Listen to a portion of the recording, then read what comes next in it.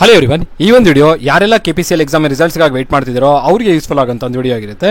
So ಬಹಳಷ್ಟು ದಿನ ಆಯಿತು ಈಗಾಗಲೇ KPCL ಎಕ್ಸಾಮ್ ಕಂಡಕ್ಟ್ ಆಗಿ, ಅದಾಗಿ ನಂತರ ಸ್ಕೋರ್ ಲಿಸ್ಟ್ ಬಿಡ್ತಾರೆ, ಪ್ರಾವಿಷನಲ್ ಸ್ಕೋರ್ ಲಿಸ್ಟು. ಆ ಪ್ರಾವಿಷನಲ್ ಸ್ಕೋರ್ ಲಿಸ್ಟ್ ಬಿಟ್ಟಿದ ನಂತರ ಒಂದಿಷ್ಟು ದಿನಗಳಿಗಾಗಿ ಅಬ್ಜೆಕ್ಷನ್ಗೆ ರೈಸ್ ಮಾಡೋದಕ್ಕೆ ಟೈಮ್ನ ಕೊಟ್ಟಿರ್ತಾರೆ. ಸ್ಟೂಡೆಂಟ್ಸ್ ಅವ್ರವ್ರ ಕಡೆಯಿಂದ ಅಬ್ಜೆಕ್ಷನ್ನ ರೈಸ್ ಮಾಡಿರ್ತಾರೆ. ಸೊ ಆ ಅಬ್ಜೆಕ್ಷನ್ ರೈಸ್ ಮಾಡಿರೋ ದಿನದಿಂದ ಹಿಡಿದು ಇಲ್ಲಿವರೆಗೂ ಯಾವುದೇ ಥರದ ರಿಸಲ್ಟ್ಸ್ ಇರಲ್ಲ. ಆದರೆ ಇವತ್ತು ಈಗ ಒಂದು ಅರ್ಧ ಗಂಟೆ ಆಗಿರ್ಬೋದು. ಸೊ ರಿಸಲ್ಟ್ಸ್ನ ಅನೌನ್ಸ್ ಮಾಡಿದ್ದಾರೆ. ರಿಸಲ್ಟ್ಸ್ ಅಂದ್ರೆ ಏನು? Marks list. ಏನು ಮಾರ್ಕ್ಸ್ ಲಿಸ್ಟ್? ಇದು ಫೈನಲ್ ಮಾರ್ಕ್ಸ್ ಲಿಸ್ಟ್ನ ಅನೌನ್ಸ್ ಮಾಡಿದ್ದಾರೆ. ಸೊ ನೀವು ಭಾಳಷ್ಟು ಜನ ವೆಯ್ಟ್ ಮಾಡ್ತಿದ್ರಿ, ರಿಸಲ್ಟ್ ಬಿಡ್ತಾರೆ ಅಂತೇಳಿ. ನಾನು ಅನ್ಕೊಂಡಂಗೆ ಫಸ್ಟು ಫೈನಲ್ ಮಾರ್ಕ್ಸ್ನ, ಈಗ ಮಾರ್ಕ್ಸ್ ಲಿಸ್ಟ್ನ ಬಿಟ್ಟಿದ್ದಾರೆ. ಫೈನಲ್ ಮಾರ್ಕ್ಸ್ ಲಿಸ್ಟ್ ಆಗಿದ ನಂತರ ನೆಕ್ಸ್ಟ್ ಬಂದರೆ ಪ್ರಾವಿಷನಲ್ ಲಿಸ್ಟ್ ಬರ್ಬೋದು, ಪ್ರಾವಿಷನಲ್ ಸೆಲೆಕ್ಟೆಡ್ ಲಿಸ್ಟ್ ಆಗಿದ ನಂತರ DV ಆಗುತ್ತೆ, DV ಆಗಿದ ನಂತರ ಫೈನಲ್ ಲಿಸ್ಟ್ ಬರುತ್ತೆ. ನೋಡೋಣ ಅದು ಯಾವಾಗ ಆಗುತ್ತೆ ಏನೋ. ಒಟ್ಟಿಗೆ ಇವತ್ತು ನಿಮಗೆ ಮಾರ್ಕ್ಸ್ ಲಿಸ್ಟ್ನ ಅನೌನ್ಸ್ ಮಾಡಿದ್ದಾರೆ. ಏನು ಮಾರ್ಕ್ಸ್ ಲಿಸ್ಟ್? ಇದು ಫೈನಲ್ ಮಾರ್ಕ್ಸ್ ಲಿಸ್ಟ್. ಸೊ ಯಾರೆಲ್ಲ ಅಬ್ಜೆಕ್ಷನ್ ರೈಸ್ ಮಾಡಿದ್ರಿ ಅವರ ಒಂದು ಕ್ಲೇಮ್ಸ್ನ ಕನ್ಸಿಡರ್ ಮಾಡಿಬಿಟ್ಟು ಒಂದು ಫೈನಲ್ ಮಾರ್ಕ್ಸ್ ಲಿಸ್ಟ್ನ ಅನೌನ್ಸ್ ಮಾಡಿದ್ದಾರೆ ನಮ್ಮ KE ಅವರು. ಎಲ್ಲಿ ಚೆಕ್ ಮಾಡ್ತೀರಾ ಏನು ಕತೆ ಅಂತ ನೋಡೋದಾದರೆ ಇಲ್ಲಿ ನೋಡಿ, ಕೆಳಗಡೆ ನಿಮಗೆ ಕಾಣ್ತಾ ಇರ್ಬೋದು. ಇಲ್ಲಿ ಲೇಟೆಸ್ಟ್ ಅನೌನ್ಸ್ಮೆಂಟ್ಸಲ್ಲಿ ಕೆಳಗಡೆ ಕೊಟ್ಟಿದ್ದಾರೆ ನೋಡಿ. ಲೇಟೆಸ್ಟ್ ಅನೌನ್ಸ್ಮೆಂಟ್ಸಲ್ಲಿ KPCL ಫೈನಲ್ ಸ್ಕೋರ್ ಲಿಸ್ಟ್ ನೋಟು ಕೊಟ್ಟಿದ್ದಾರೆ. ಅದಾದ ನಂತರ ಇದು ಇನ್ನೊಂದು ಕೊಟ್ಟಿದ್ದಾರೆ, ಏನು KPCL ವಿತ್ ಕ್ಯಾಂಡಿಡೇಟ್ಸ್ ಲಿಸ್ಟ್ ಅಂತೇಳಿ. ಅದನ್ನು ಒಂದ್ಸಲ ನೋಡ್ಕೊಳ್ಳಿ. ಎಲ್ಲ ಡಿಪಾರ್ಟ್ಮೆಂಟ್ಸ್ ಅಂದರೆ ಏನು AE, JE, ಕೆಮಿಕಲ್ ಸೂಪರ್ವೈಸರ್ಸು, ಕೆಮಿಸ್ಟ್ಗಳು ಎಲ್ಲರದು ಮಾರ್ಕ್ಸ್ ಲಿಸ್ಟ್ನ ಬಿಟ್ಟಿದ್ದಾರೆ. ಅದಾಗಿ ನಂತರ ಕನ್ನಡ ಸ್ಕೋರ್ ಲಿಸ್ಟ್ ಕೂಡ ಬಿಟ್ಟಿರ್ಬೇಕನ್ಸುತ್ತೆ. ಅದನ್ನು ಒಂದ್ಸಲ ಕ್ರಾಸ್ ಚೆಕ್ ಮಾಡ್ಕೊಳ್ಳಿ.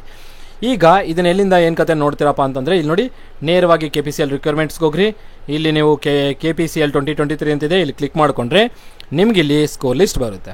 ಎಲ್ಲಿದೆ ನೋಡಿ, ಇಲ್ಲಿ ಕೊಟ್ಟಿದ್ದಾನೆ. ಸೊ ಈ ಸ್ಕೋರ್ ಲಿಸ್ಟ್ ಮೇಲೆ ಒಂದು ಚಿಕ್ಕದಾಗಿ ಒಂದು ನೋಟ್ ಕೊಟ್ಟಿದ್ದಾರೆ. ಈ ನೋಟ್ನ ನಿಮಗೆ ತೋರಿಸ್ತೀನಿ ಒಂದ್ಸಲ. ಸೊ ಇಲ್ಲಿ ಒಂದು ಸ್ಕೋರ್ ಲಿಸ್ಟ್ ಬಿಟ್ಟಿದೆ ನೋಡಿ, ನಾನು ಒಂದು ಡೌನ್ಲೋಡ್ ಮಾಡಿದ್ದೀನಿ. ಆ ಒಂದು ಸ್ಕೋರ್ ಲಿಸ್ಟ್ ಇದು ಅದೇ ಥರನೇ ಒಂದು ನೋಟ್ ಕೊಟ್ಟಿದ್ದಾರೆ. KPCL ಅವರು ಕೊಟ್ಟಿರೋಂಥ ನೋಟ್, ಅಂದರೆ KE ಕೊಟ್ಟಿರೋದು. KPCL ಅವರಿಂದ ಬಂದಿರೋಂಥ ನೋಟ್ನ ಅವರು ನಿಮಗೆ ರೆಪ್ರೆಸೆಂಟ್ ಮಾಡ್ತಾ ಇದ್ದಾರೆ ಇಲ್ಲಿ ಸರ್ಕ್ಯುಲರ್ ಆಗಿ.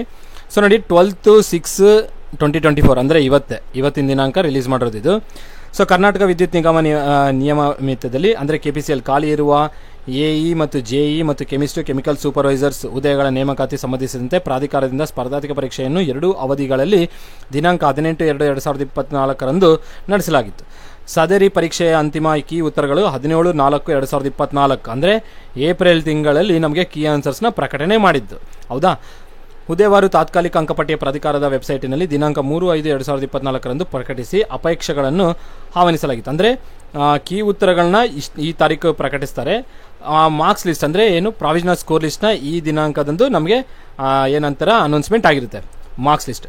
ಅದು ಬಂದಿದ್ದ ನಂತರ ಅಲ್ಲಿಗೆ ಏನು ಮಾಡ್ತಾರೆ, ಅಬ್ಜೆಕ್ಷನ್ ಯಾರ್ಯಾರಿಗಿತ್ತು ಅಬ್ಜೆಕ್ಷನ್ ರೈಸ್ ಮಾಡಿ ಅಂತ ಕೇಳಿರ್ತಾರೆ. ಹೌದಾ? ಕಳೆದ ಬಾರಿ ಇಲ್ಲಿ ಈ ಪಾಯಿಂಟ್ ಭಾಳ ಇಂಪಾರ್ಟೆಂಟು. ಭಾಳಷ್ಟು ಜನ ನೆಗೆಟಿವ್ ಇದೆಯಾ ಇಲ್ಲ ಏನು ಕತೆ ಅಂತ ಗೊಂದಲದಲ್ಲಿದ್ರಲ್ಲ. ಸೊ ಈಗ ಯಾರೆಲ್ಲ ನೆಗೆಟಿವ್ ಇಂದ ಅದೇನೋ ಹೇಳ್ತಾ ಇದ್ರು ನೋಡಿ, ನಿಮಗೆ ಈಗ ಏನೇನು ಅನಿಸುತ್ತೋ ಅದ್ರ ಪ್ರಕಾರ ಮಾಡಿ. ಸೊ ಇಲ್ಲಿ ನೋಡಿ, ಕಳೆದ ಬಾರಿ ಅಂದರೆ 2017ರಲ್ಲಿ ನಡೆಸಿರುವಂಥ ಎಕ್ಸಾಮ್ ಪ್ರಕಾರ ಆ ಟೈಮಲ್ಲಿ ಏನಿತ್ತು, ನೆಗೆಟಿವ್ ಇತ್ತು. ಆಗ ಎಷ್ಟು 1/3 ಇತ್ತು. ಹೌದಾ? ಸೊ ಕಳೆದ ಬಾರಿ ನಡೆಸಿದ ಪರೀಕ್ಷೆಯಂತೆ ಈ ಬಾರಿಯೂ ಪ್ರತಿ ತಪ್ಪು ಉತ್ತರಕ್ಕೆ 1/3 ನಕಾರಾತ್ಮಕ ಅಂಕವನ್ನು ಕಡಿತಗೊಳಿಸಿ ಅಂತಿಮ ಅಂಕಪಟ್ಟಿಯನ್ನು ಸಿದ್ಧಪಡಿಸುವಂತೆ KPCL ಸಂಸ್ಥೆಯಿಂದ ಲಿಖಿತ ರೂಪದಲ್ಲಿ ಸೂಚಿಸಿದೆ.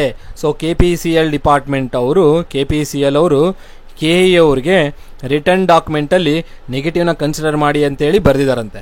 ಹಾಗಾಗಿ ಅದರಂತೆ ಹುದ್ದೆವಾರು ಪರೀಕ್ಷೆ ಬರೆದ ಅಭ್ಯರ್ಥಿಗಳ ಅಂತಿಮ ಅಂಕಪಟ್ಟಿಯನ್ನು ಸಿದ್ಧಪಡಿಸಿ ಪ್ರಾಧಿಕಾರದ ವೆಬ್ಸೈಟಲ್ಲಿ ಪ್ರಕಟಿಸಲಾಗಿದೆ ಮತ್ತು ಸದರಿ ಅಂತಿಮ ಅಂಕಪಟ್ಟಿಯನ್ನು KPCL ಸಂಸ್ಥೆಗೆ ಹಸ್ತಾಂತರಿಸಲಾಗುವುದು.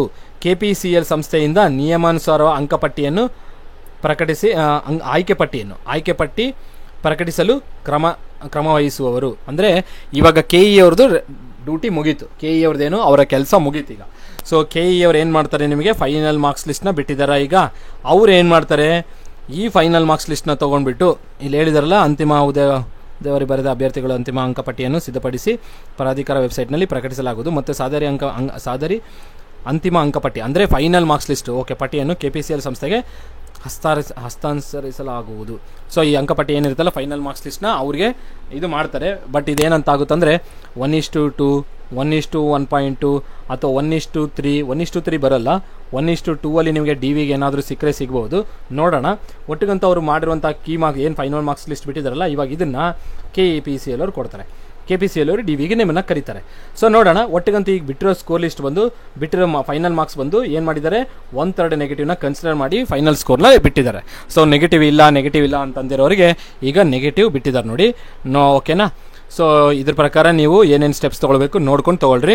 ಒಟ್ಟಿಗಂತೂ ನಿಮಗೆ ಮಾರ್ಕ್ಸ್ ಲಿಸ್ಟ್ ಅಂತೂ ಫೈನಲ್ ಮಾರ್ಕ್ಸ್ ಲಿಸ್ಟ್ ಬಿಟ್ಟಿದ್ದಾರೆ. ಸೊ ಇಲ್ಲಿ ನಿಮಗೆ ಮೆಕ್ಯಾನಿಕಲ್ ಇದು ನೋಡ್ತಾ ಇರ್ತೀರಾ, ಇಲ್ಲಿ ಮಾರ್ಕ್ಸ್ ಲಿಸ್ಟ್ ಇದೆ ನೋಡಿ, ಮೆಕ್ಯಾನಿಕಲ್ ಇಂಜಿನಿಯರಿಂಗ್ದು ಫೈನಲ್ ಮಾರ್ಕ್ಸ್ ಲಿಸ್ಟು.